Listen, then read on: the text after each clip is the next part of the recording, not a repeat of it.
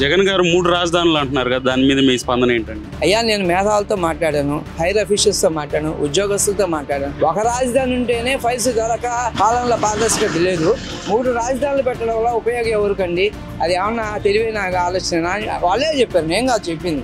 మేము మా మనస్సులో ఉన్నప్పటికీ కూడా, ఎందుకంటే ఒక ఏరియాలో ఒక సర్కిల్లో స్టేట్కి సంబంధించి అన్ని డిపార్ట్మెంట్స్ ఉండడం ద్వారా ఎవరైనా సరే, అందులో ఈరోజు చంద్రబాబు నాయుడు గారు బీజేపీ కలిసి వేసిన హైవేస్ విజయవాడకి ఎలాంటివి అంటే దాదాపు 3-4 అవర్స్ ఎటు నుంచైనా సరే స్టేట్ లో అమరావతికి పోయే అవకాశం ఉంది. సో అలాంటి అవకాశం ఉన్నప్పుడు అదే చోట అన్ని డిపార్ట్మెంట్స్ ని ఒకే సరౌండింగ్స్ లో పెట్టడం ద్వారా స్టేట్ మొత్తం నుంచి అతి తక్కువ టైంలో పోవచ్చు. పైన వాడు ఒకేసారి అన్ని శాఖలు చూసుకొని అన్ని డిపార్ట్మెంట్స్ వాళ్ళు చూసుకొని రావచ్చు. సో టైం కలిసి వస్తుంది, పారదర్శకత ఉంటుంది, ట్రాన్స్పరెన్సీ ఉంటుంది. సో ప్రజలకు ఉపయోగం ఉంటుంది. అలా కాకుండా 3 రాజధానులు చేసి అదేళ్ళ నీ ఇంట్లో కేక్ మొక్క 3 రాజధానులు 3 బెడ్రూమ్లు ఫ్లాట్ లాగా కుదరదండి. అమరావతి కరెక్ట్.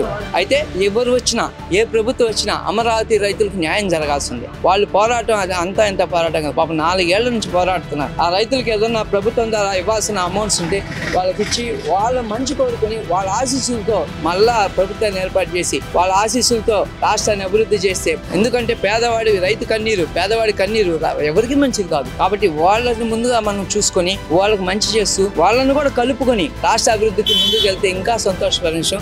చంద్రబాబు నాయుడు గారు నెక్స్ట్ రావడం 110% కరెక్ట్.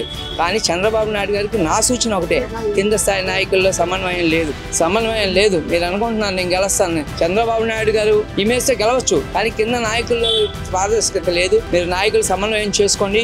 బూత్ లెవెల్ కూడా మీరు నాయకులను ఏర్పాటు చేసుకోండి. ఎవరెవరు ఎమ్మెల్యేలు, ఎవరెవరు కార్పొరేట్లు అనేది వాళ్ళకు ఒక బ్యాక్ బోన్ ఇచ్చి వాళ్ళ పరిస్థితి, ఆర్థిక పరిస్థితులు, సామాజిక పరిస్థితులు, కుటుంబ పరిస్థితులు, వార్డులో ఉన్న ఓటు పరిస్థితులు, కుల ఓట్లు ఎన్ని ఉన్నాయి, అటున్న పరిస్థితులు ఓట్లు ఎన్ని అన్నీ చూసుకొని దాన్ని ఆధారంగా మీరు టీమును ఫామ్ చేసుకుని అదేవిధంగా బలోపేతం ఏదో దృష్టి